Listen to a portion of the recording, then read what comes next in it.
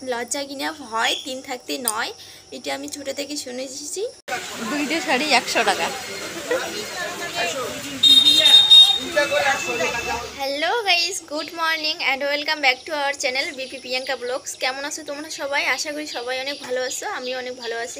6 মাস থেকে কোনো আমার ভিডিও আসে না, কোনো ব্লগ আসে না। তোমরা অনেকেই কমেন্ট করছো যে দিদি কেন আসে না। আর আমি কেরালা থেকে বাড়িতে আসার 6 মাস হয়ে গেলাম, আর বাড়িতে আমি কোনো ভিডিও বানাই নাই, কোনো রিলস বানাই নাই। আসলে বাড়িতে এসে অনেক সমস্যায় পড়ছিলাম, আর সমস্যাগুলো কাটাইতে আমার এই 6 মাস চলে গেল।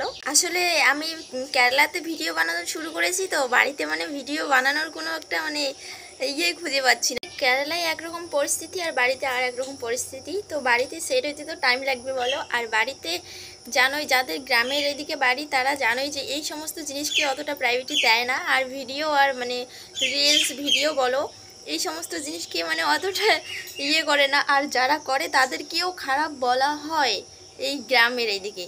তো ওই জন্য আর কি গ্রামের দিকে অতটা সাহস পাই নাই ভিডিও করতে। আর ওইখানে তো বানানো শুরু করেছিলাম, ওইখানে কোনো সমস্যা হয় নাই, ওইখানে আলাদা আলাদা লোক। আর আমি যা যা বানাইছি সব তোমাদের কাছে শেয়ার করছি।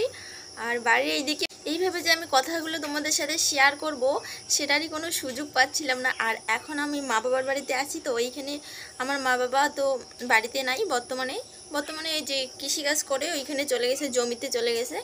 আর আমি এখন ঘুম থেকে উঠে এখন দুপুরে বসে আছি, ওই জন্য তোমাদের সাথে শেয়ার করতেছি। হ্যাঁ, আর এখন করবই, আমি আর লজ্জা পেয়ে কোনো লাভ নেই।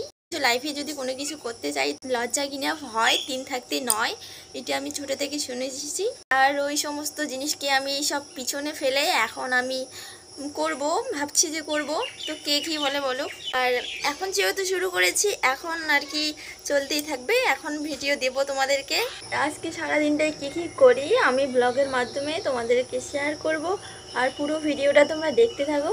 এখন বাজে 9টা, এখন আমি ঘুম থেকে উঠলাম। আসলে মা বাবার বাড়িতে আসলে হয়তো এরকমই হয়, অলসতা, খুবই অলসতা আর কি। 9টার সময় ঘুম থেকে উঠলাম, বাড়িতে থাকলে তো 6টাতে ঘুম থেকে উঠতাম। তো তোমরা পুরো ব্লগটা দেখতে থাকো। আর আজকে একটু বাজারেও যাব, আর আমাদের বাড়ি তো গ্রামে, আর গ্রামের বাজার কীরকম হয় তোমাদের সাথে শেয়ার করব। সো গাইস, বাজার যাওয়ার সামনে এই চলে আসলো মুষলধারে বৃষ্টি। এই বৃষ্টি যদি কমে তাহলে বাজারে যাব, আর যদি না কমে তাহলে বাজারে যাওয়া আজকে হবে না। আর দেখো কি জোরে বৃষ্টিটাই না আসছে। তো এখন বৃষ্টিটা সেরে গেছে, আর এখন আমরা বের হয়েছি বাজারে যাওয়ার জন্য। এটা হচ্ছে আমার মা আর আমার বাবারই টোটোতে চলে আসলাম। আর এইখানে দেখো এই দোকানদার কাকু একটা 2টা শাড়ি দেবে 100 টাকাতে, 2টা শাড়ি। তো আমরা একটা নিলাম, আমাদের পুলিবাড়ি ঢাকার জন্য একটা নিলাম। আর এটা হচ্ছে আমাদের গোসাইরহাট বাজার, তোমরা দেখে রাখো। আর এখন চলে এসেছি বাড়িতে আসার পরেই বৃষ্টি শুরু হয়ে গেছে আবার। তো এখন বর্ষার দিনে শুধু এইরকমই হয়, কখন বৃষ্টি আসে আর কখন থামে। বাজারেও একবার বৃষ্টি চলে আসছিলো। তো ভিডিওটা আজকে এই পর্যন্তই। যদি ভিডিওটা ভালো লেগে থাকে তো প্লিজ একটা লাইক করো, কমেন্ট করো, শেয়ার করো, আর আমার চ্যানেলটাকে সাবস্ক্রাইব করে দিও। টাটা।